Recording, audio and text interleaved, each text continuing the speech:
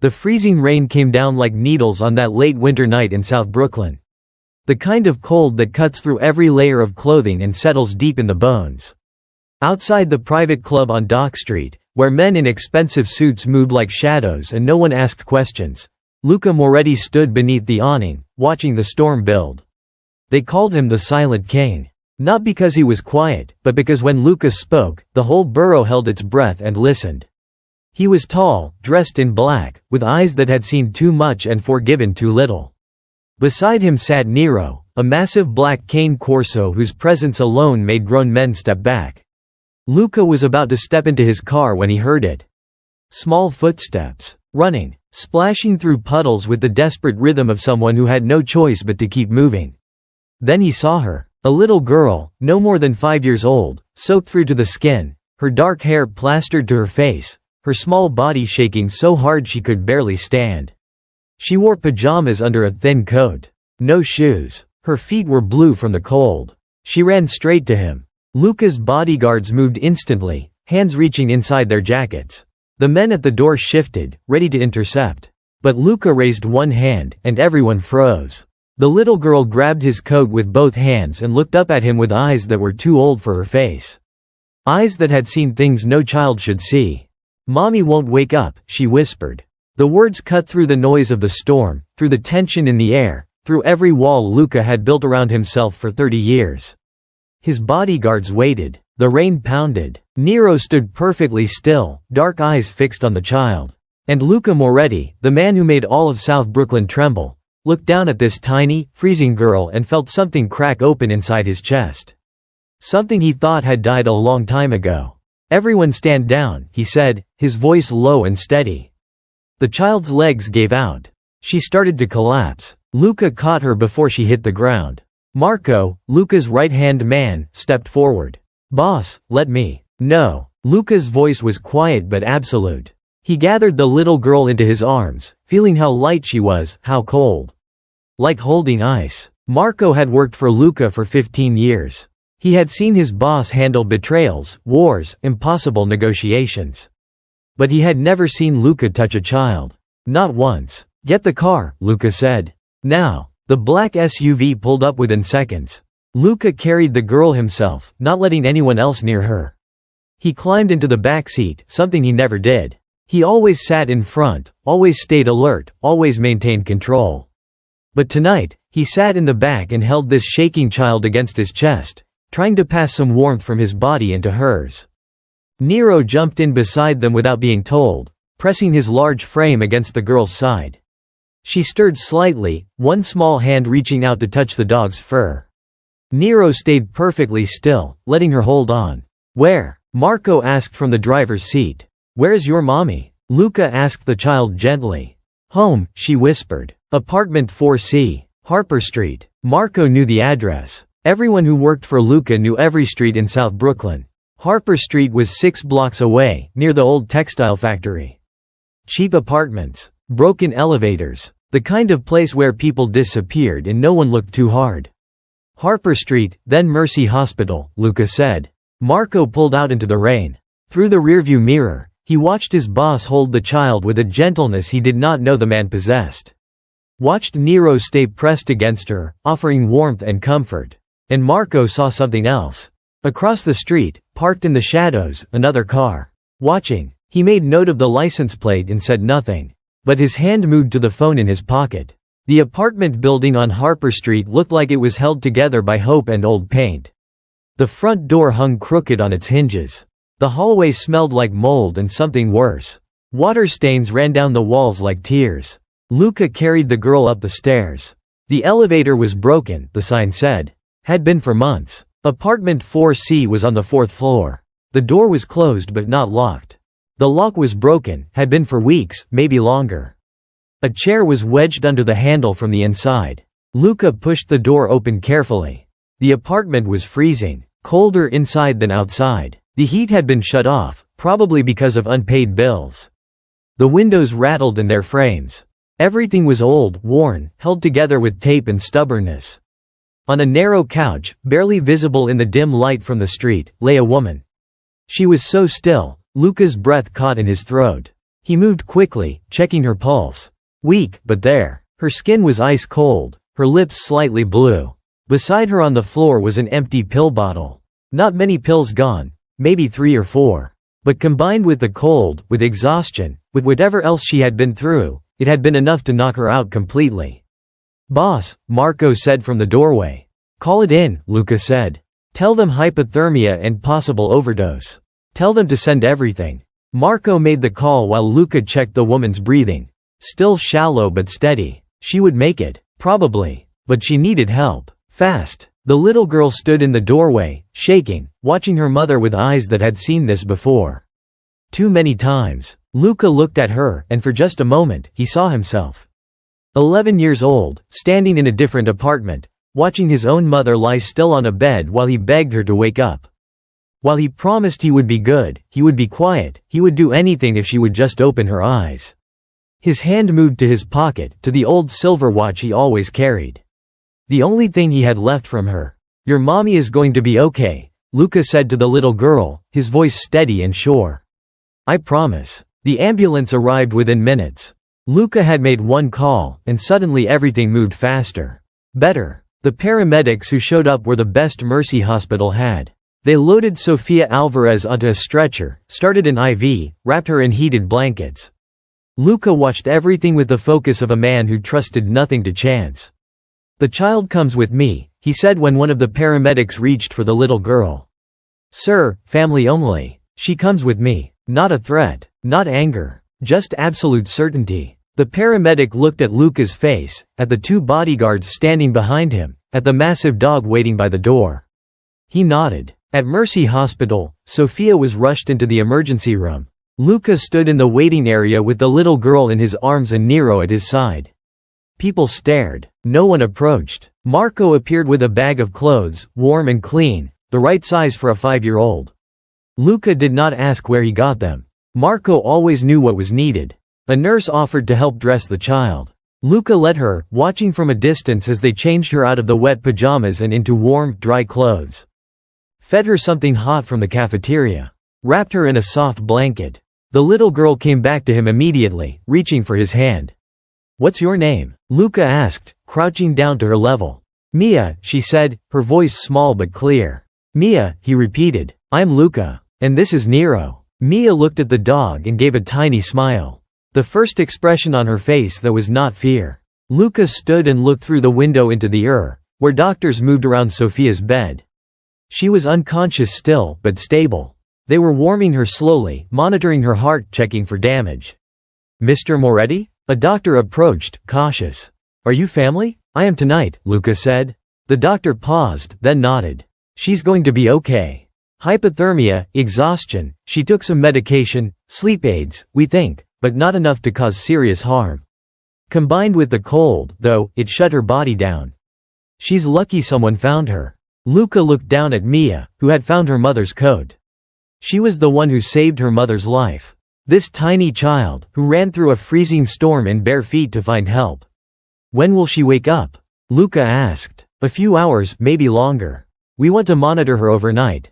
Luca nodded. He sat down in the plastic chair by the wall, still holding Mia's hand. Nero lay at his feet. Marco stood nearby, watching. In all his years working for Luca, he had never seen the man sit in a hospital waiting room. Luca Moretti did not wait for anything or anyone. But tonight, he waited. Hours passed. The hospital quieted. Mia fell asleep against Luca's shoulder, her breathing finally even and calm. Luca did not move, did not shift, did not disturb her. Marco brought him Sofia's file. Not through official channels. Through the other channels, the ones that existed in the shadows. Luca read it in the dim waiting room light. Sofia Alvarez, 28 years old, single mother, night shift cleaner at the hospital, which was how she ended up unconscious in her apartment instead of at work. She had called in sick. First time in 6 months. No family listed. No emergency contacts except a former employer. And then Luca saw the name that made everything click into place. Victor Hale. Listed as Mia's father. Restraining order filed 2 years ago. Expired 6 months ago. Victor had served 18 months for aggravated assault. Released 3 weeks ago. Luca's jaw tightened. He knew that name. Victor had been an enforcer for a rival crew in Red Hook before he went to prison. Violent, unpredictable, the kind of man who hurt people because he enjoyed it. Marco, Luca said quietly, not wanting to wake Mia. Marco stepped closer. Find Victor Hale. I want to know where he is, what he's doing, and who he's talking to. Do not approach. Just watch. You think he's back? I know he is. Luca looked at Sofia through the window. She didn't take those pills because she wanted to sleep. She took them because she was afraid. She thought if she could just sleep through one night, maybe he would not find her. Marco nodded and made calls. Within an hour, the report came back. Victor had been seen in the neighborhood, asking questions, looking for Sofia. He knew where she lived. He had been there, recently. Luca stood, carefully shifting Mia so she stayed asleep. He carried her to a small family room the hospital had offered them, laid her on the couch, covered her with the blanket. Nero stayed beside her, massive head resting on his paws, eyes open and alert. Luca walked back to the window overlooking Sofia's bed. She was still unconscious, still pale, but her breathing was stronger now. Color was returning to her face. He pressed one hand against the glass. In his mind, he was 11 years old again, standing outside a room where his mother lay dying. Pneumonia, the doctors had said. But it was really poverty that killed her. Poverty and exhaustion in a world that did not care if a single mother worked herself to death trying to keep her child fed. Luca had stood outside that door and promised himself that when he grew up, he would never be powerless again. He would never watch someone he cared about suffer while he could do nothing. He had built an empire on that promise. He had become the most feared man in Brooklyn. He had power, money, control over everything and everyone around him. But he had never protected anyone. Not really. He had only controlled, eliminated threats, maintained order. Until tonight. Tonight, a little girl with no shoes had grabbed his coat and said 4 words that broke something open inside him. Mommy won't wake up. Luca pulled out his mother's silver watch. Turned it over in his hands. The engraving on the back was worn but still readable. Para mi hijo. Con todo mi amor. For my son. With all my love. He closed his hand around it. She will wake up, he said, to the empty hallway, to the memory of his mother, to himself. And this time, I will not be too late. Sofia woke up just before dawn. Her eyes opened slowly, confusion settling into her face as she took in the hospital room, the IV in her arm, the monitors beeping softly around her. Then she saw him, Luca Moretti, standing by the window, the silent king, the man whose name made people whisper and look over their shoulders. Sofia's heart slammed against her ribs. She tried to sit up, panic flooding through her. Where's Mia? Her voice came out rough and desperate. Where is my daughter? She's safe, Luca said, not moving. She's sleeping in the next room. Did you? Sofia could not finish the question. Her mind raced with every terrible possibility. She knew who Luca was. Everyone in South Brooklyn knew. Your daughter found me, Luca said, his voice calm and even. She ran through the storm because you would not wake up. She was hypothermic, terrified, but brave, so brave. Sofia stared at him, trying to understand. I brought you here, Luca continued. I made sure you received care. That is all. You are safe. Mia is safe. I want to see her, Sofia said, her voice shaking. Of course. Luca left the room and returned a moment later carrying Mia, who was still half asleep, wrapped in the blanket. The moment Mia saw her mother, she came fully awake and reached for her. Mommy. Sofia pulled her daughter into her arms, tears streaming down her face. She checked Mia's hands, her feet, her face, making sure she was okay, that she was real, that she was here. I'm sorry, Sofia whispered into Mia's hair. I'm so sorry, baby. Luca watched from the doorway. Then he stepped back, giving them space. Marco appeared beside him in the hallway. Victor was spotted on Harper Street an hour ago, Marco said quietly. He tried the door to her apartment. Luca's expression did not change, but something cold settled into his eyes. Double the watch, he said. I want someone on that building 24 hours. If he comes back, I want to know immediately. Are you telling her? Luca looked back into the room, where Sofia held her daughter and cried with relief. Not yet, he said. She's been through enough for one night. Sofia was discharged the next day. She did not want to stay, could not afford to stay, and the doctors said she was stable enough to go home. Luca arranged transportation. A car. Not his car, but one of the company vehicles. Neutral. unthreatening. Sophia sat in the back seat holding Mia, her face tight with suspicion and fear. "Thank you," she said when they pulled up to her building. "For helping. I'll find a way to pay you back." "There is no debt," Luca said. Sophia looked at him, trying to read his face, trying to understand his angle. In her experience, no one helped without wanting something back. Especially not men like him. "Why did you help us?" she asked. Luca was quiet for a moment. Then he said, "Because Mia asked." It was not the whole truth. But it was enough. Sophia took Mia's hand and walked into her building. She did not look back. Luca watched them disappear through the broken front door. "What now, boss?" Marco asked. "Now we make sure they're safe," Luca said. Without her knowing, over the next 2 days, strange things began to happen in Sophia's apartment. The heat came back on. She had not paid the bill, had not even called the company, but suddenly warm air poured through the vents. The broken lock on her door was replaced with a new one. Solid, strong, with fresh bolts that actually worked. A box of groceries appeared outside her door. No note, no name, just food, real food, bread, milk, eggs, fresh vegetables. Things Sophia could not usually afford. She told herself it was the building manager. A charity. Someone from the hospital who felt bad. But late at night, when she looked out the window, she saw the black SUV parked down the street. Different cars, different nights, but always there. Always watching. She knew. On the third night, Sophia was putting Mia to bed when her daughter said, "Mommy, why doesn't Luca come visit?" Sophia's hands stilled on the blanket. "What? Luca," Mia said, like it was obvious. "The nice man with the big dog. Nero." "Mia, that man is. He's not someone we can be friends with." "Why not? He carried me. He kept me warm. Nero let me hold his fur." Sophia sat on the edge of the bed, trying to find words a 5-year-old would understand. "Some people are dangerous, baby. Even if they seem nice. We have to be careful." Mia frowned, but he wasn't dangerous. He was gentle. Sophia had no answer for that. Because her daughter was right. Luca Moretti, the most feared man in Brooklyn, had been gentle with Mia. Had held her with a tenderness Sophia had not expected, had not thought him capable of. But that did not change what he was. Did it? That night, Sophia found an envelope slipped under her door. Inside was a single piece of paper with a handwritten note. "Victor was here. He is watching. You are not safe alone. Please let me help." No signature. But Sophia recognized the handwriting. She had seen it before, on the release papers at the hospital. Her hands shook as she read the note again. Victor. She had not heard his name spoken aloud in 2 years. Had not dared to think about him, to wonder when he would get out, when he would come back. She had hoped he would forget. That prison would change him. That he would move on. But men like Victor never forgot. And they never let go. Sophia walked to the window and looked down at the street. The black SUV was there. Waiting. She closed the curtains. The whispers started at the hospital where Sophia worked. "Did you hear? Sophia's connected to the mafia now. I heard the Silent King himself brought her to the Why would he help her unless she's working for him? Or sleeping with him?" The rumors spread fast. By the end of the week, everyone knew.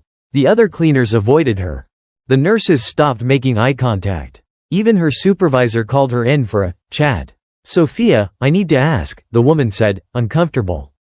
"Are you involved in anything concerning?" "No," Sophia said. "A man helped my daughter when she needed it. That's all. And this man is Luca Moretti?"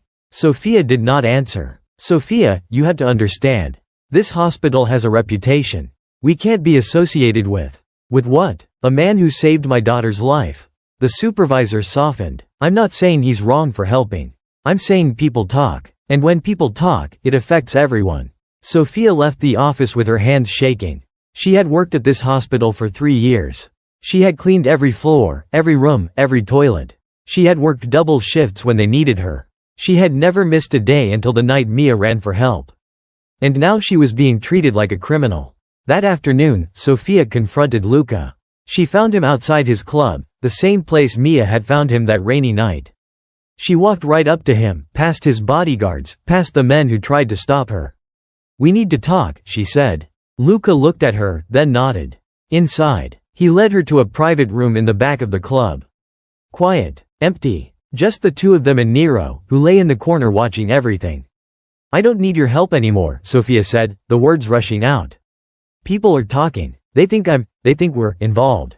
It's affecting my job. Mia's being questioned at school. This has to stop." Luca listened without interrupting. "I'm grateful," Sophia continued, "for what you did that night.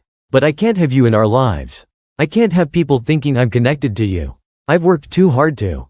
"Victor is coming," Luca said, cutting through her words. Sophia froze. "He has been watching your apartment," Luca continued, his voice calm but hard. "He tried your door twice. He asked about you at the bodega. He knows Mia exists. He knows where she goes to school." Sophia felt the blood drain from her face. "He is not going to leave you alone," Luca said. "And without protection, you are vulnerable. So is Mia." "I'll call the police," Sophia said, but her voice shook. "The restraining order expired. He has not broken any laws yet. The police cannot help you until he does. And by then, it may be too late." Sophia sank into a chair, her legs suddenly weak. "I don't want your help," she whispered. "I can't owe you. You do not owe me anything." "Then why? Why do you care?" Luca was silent for a long moment. Then he pulled the silver watch from his pocket and turned it over in his hands. "My mother died when I was 16, he said. "She worked herself to death trying to keep us alive. 3 jobs. No sleep. No help. One night, she came home sick. I begged her to rest. She said she could not afford to rest." He paused, his thumb tracing the worn engraving. "She died 2 days later. Pneumonia. I was too young, too powerless to save her. I have spent my entire life making sure I am never powerless again." He looked up at Sophia, and for the first time, she saw past the fear and the reputation. She saw the boy who lost his mother. The boy who had been where Mia was now. "I cannot save my mother," Luca said. "But I can protect you and Mia. Not because you owe me. Not because I want something from you. But because it is the right thing to do." Sophia stared at him, tears streaming down her face. "I'm scared," she admitted. "I'm scared of Victor. But I'm also scared of you. Of what people will think. Of what it means to accept help from someone like you." "I understand," Luca said. "And I will respect whatever choice you make. But know this. With or without your permission, I will make sure Victor cannot hurt you. That is not negotiable." Sophia wiped her eyes. "If I say yes," she said slowly.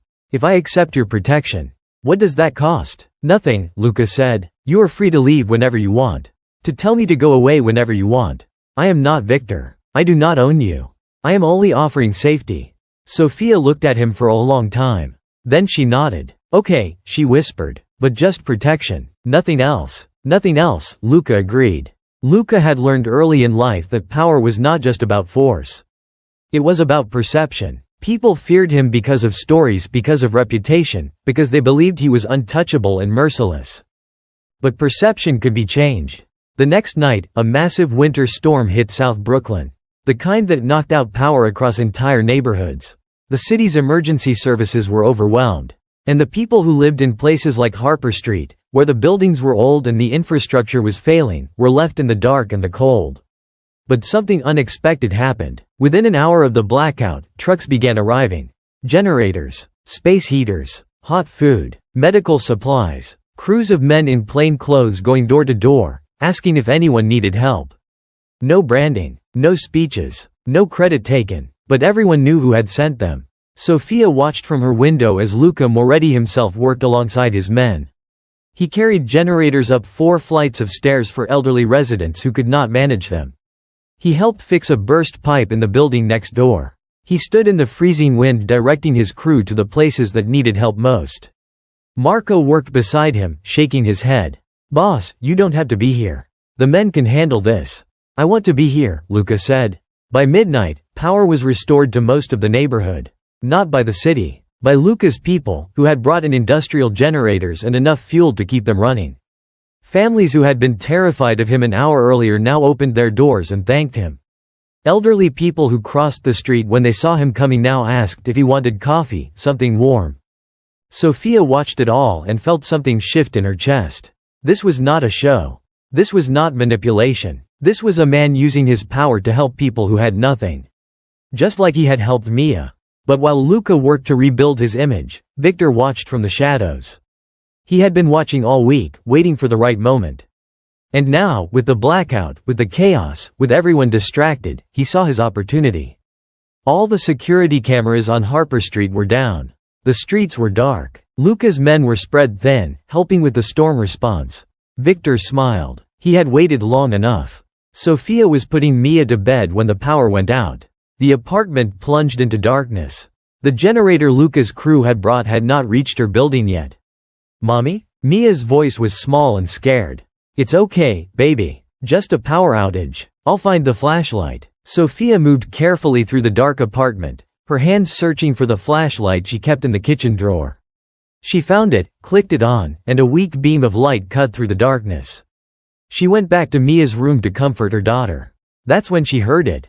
The sound of footsteps in the hallway outside. Slow, deliberate, stopping right outside her door. Sophia's blood turned to ice. She had locked the door. She had used the new lock Luca had installed. It was solid, strong, but she could hear someone testing it. Turning the handle, pushing. "Mommy?" Mia whispered, picking up on her mother's fear. "Shush," Sophia breathed. "Stay quiet." She grabbed her phone. No signal. The cell towers were overwhelmed by the storm. The door handle rattled harder. Then came a voice Sophia had not heard in 2 years but would never forget. "Sophia, I know you're in there." "Victor." Sophia's legs went weak. She backed up, pulling Mia with her, moving toward the window. "Open the door," Victor said. "I just want to see my daughter." Sophia said nothing. She held Mia tight and tried to think, tried to plan, tried to figure out how to get out. "Don't make me break it down," Victor said, and there was a smile in his voice. Like he was enjoying this. Like he had been waiting for this moment. Sophia looked at her phone. Still no signal. The window led to a fire escape, but it was 4 floors up, and the storm was raging. She was trapped. Victor slammed into the door. The frame shook but held. He slammed again. Mia started to cry. "Shush, baby, shush," Sophia whispered, but her own voice was shaking. One more hit, and the door would break. Sophia closed her eyes and did the only thing she could think of. She prayed. The door burst open on the 4th hit. Victor stood in the doorway, backlit by the emergency lighting in the hallway. He was bigger than Sophia remembered. Heavier. Prison had hardened him, made him meaner. "There you are," he said, stepping inside. Sophia pushed Mia behind her, putting her own body between her daughter and this man. "Get out," she said, trying to sound strong. "You're not supposed to be here." "The restraining order expired, Sophia." "I checked. I have every right to see my daughter." "You have no rights. You gave those up when you put me in the hospital." Victor smiled. "That was a long time ago. I've changed. Get out." Victor took another step forward. That's when the growl started. Low, deep, rumbling like thunder. Victor froze. From the darkness of the hallway, something moved. Something massive and black, with eyes that gleamed like embers in the low light. Nero. The cane Corso stepped into the apartment, teeth bared, every muscle coiled and ready to spring. Victor took a step back. What the? Nero lunged. Not to attack, to block. He placed himself between Victor and Sophia, hackles raised, a warning that was perfectly clear. "Do not take another step. Call off your dog," Victor said, trying to sound tough but his voice was shaking. "He's not my dog," Sophia said. That's when Luca appeared in the doorway. He did not rush. He did not shout. He simply walked in, calm and controlled, and the temperature in the room dropped 10 degrees. "You need to leave," Luca said. Victor looked at him, and recognition flashed across his face. "Moretti, leave now, and you walk away. Stay, and I promise you will regret it." There was no anger in Luca's voice. No threat. Just a statement of fact. Victor looked at Nero, who was still growling. Looked at Luca, who stood like a wall between him and the door. Looked at Sophia, who was shaking but standing her ground. He took a step back. "This isn't over," he said. "Yes," Luca said. "It is." 2 men appeared behind Luca. Marco and another guard. They moved forward, and Victor had no choice but to step back into the hallway. "If you come near this building again," Luca said, his voice dropping lower, "if you even think about Sophia or Mia, you will disappear. Not because I will kill you.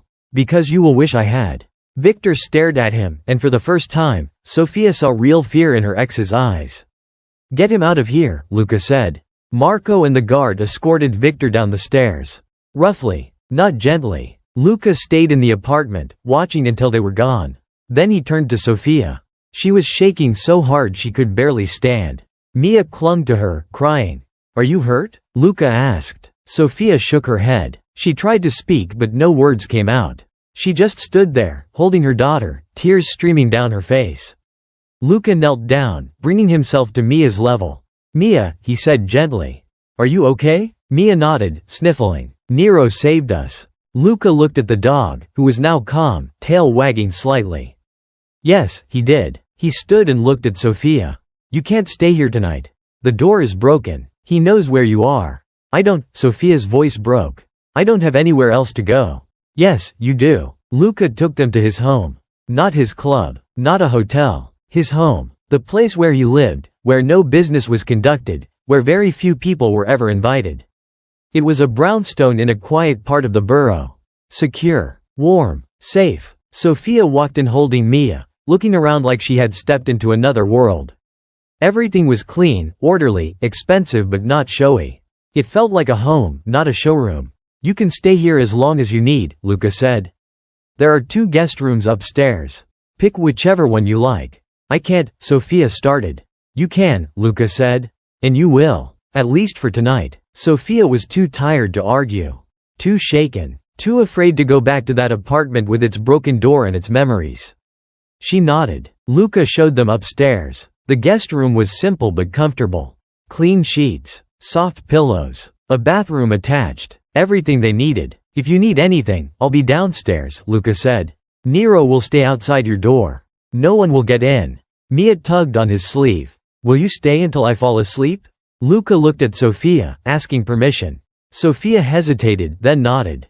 Luca sat in the chair by the window while Sophia got Mia ready for bed. Mia climbed under the covers, and Nero lay down on the rug beside the bed, his presence a solid comfort. "Tell me a story?" Mia asked. Luca looked uncomfortable. "I don't know any stories."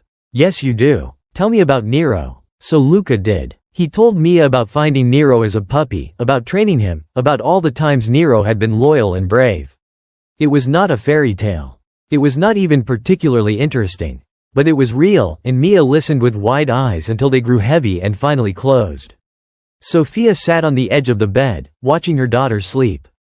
Watching this dangerous man tell gentle stories to a 5-year-old. "Thank you," she whispered when Mia was fully asleep. Luca stood. "You don't have to thank me." "Yes, I do. You keep saving us. And I keep pushing you away. That's not fair to you. You don't owe me anything, Sophia. Not gratitude. Not trust. Not anything. Then why do you keep helping?" Luca was quiet for a moment. Then he said, "Because no one helped my mother. And I promised myself that if I ever had the power to help someone else, I would." Sophia looked at him, really looked at him, and saw the truth in his eyes. "I'm sorry about your mother," she said. "So am I." They stood there in the dim light of the guest room, with Mia sleeping peacefully and Nero keeping watch, and something shifted between them. Something neither of them had words for yet. "Get some rest," Luca said finally. "You're safe here." He left, closing the door quietly behind him. Sophia lay down next to Mia, pulled the blankets up, and for the first time in months, she felt safe enough to close her eyes. Sophia and Mia stayed with Luca for 3 days while her apartment was repaired. A new door. New locks. Security cameras. Everything Victor had broken was replaced with something stronger. But during those 3 days, something else happened. They became a family. Not officially. Not in any way that had words or definitions. But in the small moments that make up a life. Mia playing with Nero in the backyard, laughing as the huge dog let her climb on his back. Luca teaching Mia how to make pancakes on Sunday morning, patient and gentle even when she spilled flour everywhere. Sophia cooking dinner and finding Luca in the kitchen, quietly helping without being asked.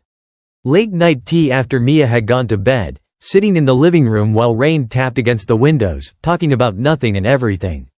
Luca told her about his mother, about the apartment in Red Hook where he grew up, about the night she died and how he had built his entire life around never feeling that helpless again. Sophia told him about Victor, about the years of fear and pain, about the night she finally took Mia and ran, about living every day wondering when he would find them. They did not touch. They did not cross any lines. But they connected in the way 2 people connect when they have both survived something terrible and found each other on the other side. On the 4th morning, Mia came running into the kitchen with something clutched in her hands. "Daddy Luca, look what I made." Luca froze. Sophia froze. Mia did not notice. She held up a drawing she had made with the crayons Luca had bought for her. It showed 3 figures and a dog. A family. "This is you, this is Mommy, this is me, and this is Nero," Mia said proudly. "We're all together." Sophia opened her mouth to correct her, to tell her that Luca was not her daddy, that they were just staying here temporarily. But the look on Luca's face stopped her. He was staring at the drawing with an expression Sophia had never seen on him. Not fear, not control, something softer, something that looked almost like wonder. "Can I keep this?" Luca asked Mia, his voice quiet. "Yes, I made it for you." Luca took the drawing and looked at it for a long time. Then he carefully, reverently, walked to the refrigerator and pinned it up with a magnet. "Thank you, Mia," he said. "It's the best gift I've ever received." Mia beamed and ran off to play with Nero. Sophia walked over to stand beside Luca, both of them looking at the drawing on the refrigerator. "I should correct her," Sophia said softly. "Tell her that you're not." "Not what?" "Her father." Luca was quiet for a moment. "Do you want me to be?" Sophia turned to look at him. "What?" "I know this is complicated," Luca said. "I know I'm not the kind of man you would choose. I know my life is dangerous. But Mia feels safe with me. And I." He paused, searching for words. "I care about her. About both of you. More than I thought I could care about anyone." Sophia felt her heart pounding. "Luca, this is moving so fast. A week ago I didn't even know you." "I know. And if you need me to step back, I will. But I need you to know that this is not temporary for me. You and Mia are not a project I'm going to lose interest in. He stopped, then said simply, "You're everything I didn't know I needed." Sophia stared at him, tears welling in her eyes. "I'm scared," she admitted. "I'm scared of trusting again. I'm scared of what this means. I'm scared that if I let you in, you'll leave. Or worse, you'll become like Victor." "I am not Victor," Luca said firmly. "I will never hurt you. I will never control you. I will never make you feel like you owe me. What I'm offering is not ownership. It's partnership, safety, family. I don't know how to accept that. Then let me show you. One day at a time." Sophia looked at the drawing on the refrigerator. At Mia's simple, hopeful vision of a family. "One day at a time," she repeated. Luca nodded. And something that had been broken inside Sophia started to heal. That night, after Mia was asleep, Sophia and Luca sat in the living room. The fire crackled in the fireplace. Nero slept at their feet. "Can I ask you something?" Sophia said. "Anything. What happened to Victor?" Luca took a sip of his drink. "He was arrested this morning. Violation of the old restraining order. Plus breaking and entering. Plus assault charges that I made sure were filed properly." "How long?" 3 to 5 years. Maybe more, depending on what else they find. Sophia closed her eyes, relief flooding through her.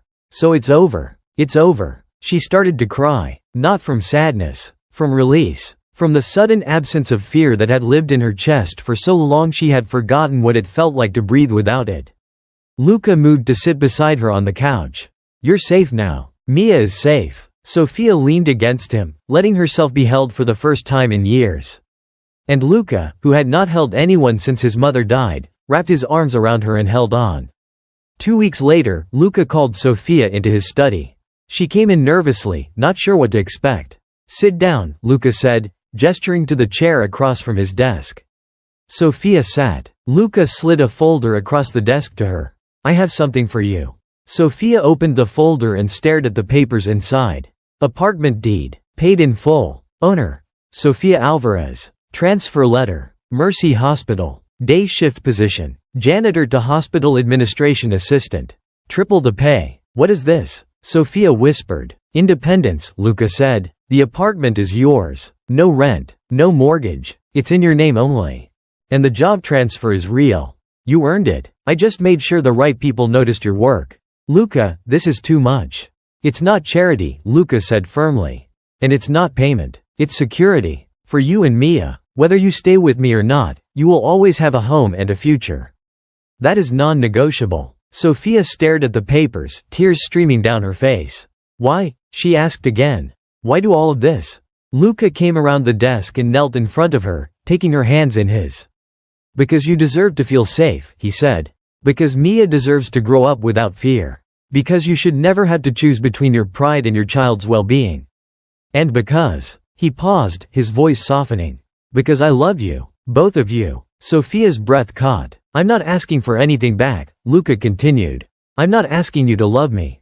I'm not asking you to stay. I'm only asking that you let me do this. Let me give you the safety my mother never had. Sophia pulled him up and kissed him. It was not desperate. It was not rushed. It was gentle and real and full of all the words neither of them had said yet. When they pulled apart, Sophia was crying and smiling at the same time. I love you too, she whispered. I'm still scared, but I love you. That's enough, Luca said. We'll figure out the rest together. 6 months later, another winter storm hit South Brooklyn. The kind that made the old buildings creak and the windows rattle and the wind howl like something alive. Sophia was making dinner in the kitchen of her apartment. Her apartment, the one that belonged to her, that no one could take away. Mia was in the living room, drawing at the coffee table. Nero lay beside her, ever watchful. The door rattled in the wind. Mia looked up. Mommy, the door. Sophia walked over and checked the lock. Solid. Secure. The new door that Luca had insisted on. The one that would never break, no matter how hard the storm blew. It's okay, baby, Sophia said. It's just the wind. But then she heard footsteps on the stairs. Heavy. Familiar. Mia jumped up and ran to the door, pressing her face against the peephole. It's Daddy Luca, she squealed. Sophia opened the door and Luca stepped in, snow-dusting his dark coat, Nero's leash in his hand, though Nero never really needed it. The storm's getting bad, Luca said. I wanted to make sure you two were okay. We're fine, Sophia said, smiling. But I'm glad you're here. Mia ran to him, and he scooped her up in his arms like it was the most natural thing in the world. Daddy Luca, will you have dinner with us? Mia asked. If your mother says it's okay. Sophia nodded. Of course. They sat down together, the three of them and Nero. A family that had formed out of a desperate night, a little girl's courage, and a man's promise to never let anyone feel as helpless as his mother had been. After dinner, as they were cleaning up, the wind hit harder. The door rattled violently. Mia ran over. The door. Mommy, what if it breaks? Luca walked over and knelt beside her. It won't break. Want to know why? Why? Because we built it strong. Together. Your mom and me. And when you build something strong together, it can survive any storm. Mia thought about this. Even the scary ones? Even the scary ones. Mia looked at her mother. Mommy, are you scared? Sophia looked at the door. At Luca. At her daughter. And she realized something. She was not scared anymore. Not of the wind. Not of the door. Not of being alone. No, baby, Sophia said, kneeling down beside them. I'm not scared. Because we're together. Luca put his hand on the door. Sophia put her hand next to his. Mia put her tiny hand at the bottom. Let's close it, Luca said. Together, they pushed. The door swung shut with a soft, solid click. Mia stepped back and smiled. Mommy wakes up now. Sophia looked at her daughter, confused. What, baby? When I was little, Mia said, with the seriousness of a child who has grown wiser than her years, I was scared you wouldn't wake up.